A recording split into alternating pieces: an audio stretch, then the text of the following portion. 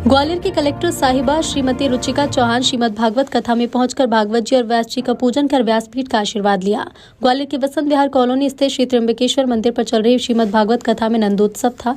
ग्वालियर के बसंत विहार कॉलोनी में चल रही कथा में मथुरा से पधारे युवा कथावाचक पंडित शुभम अग्निहोत्री महाराज ने चौथे दिन की कथा में संत और भगवान के अनेक भक्तों की कथा के साथ सूर्यवंश जो बाद में रघुवंश के नाम से प्रचलित वंश की कथा श्रवण कराते हुए कहा कि इसी वंश में प्रभु श्री राम का प्राकट्य हुआ।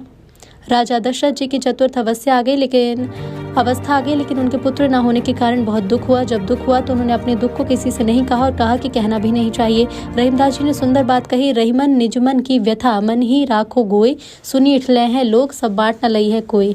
दशरथ जी ने अपने गुरु वशिष्ठ को पास नहीं बुलाया, स्वयं जाकर गुरु वशिष्ठ को दुख सुनाया। गुरु वशिष्ठ ने राजा दशरथ को सांत्वना दी, कहा कि आपके यहाँ एक नहीं 4 पुत्र होंगे। श्रृंगी ऋषि को बुलाकर पुत्रेश यज्ञ कराया और यज्ञ भगवान द्वारा किए गए प्रसाद को तीनों रानियों को दिया। परिणाम स्वरूप अपने अंश सहित आए। प्रभु ये कथा बहुत सुंदर संदेश दे रही कि जब हमें दुख कष्ट हो तो केवल गुरु से कहना चाहिए। जब राम लक्ष्मण बड़े हुए तो उनको विश्वामित्र लेकर जाते हैं और अपने प्रकार की विदाएं प्रदान करते हैं। जनकपुरी में राम लक्ष्मण भरत शत्रुघ्न चारों भाइयों का विवाह हुआ।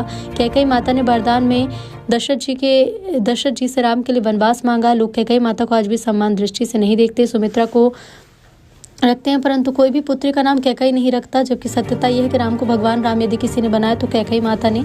यदि राम का वनवास न होता तो लोगों का उद्धार कैसे होता, रावण वध कैसे होता। माता कैकेयी अपने पुत्र भरत से भी ज्यादा राम से प्रेम करती थी।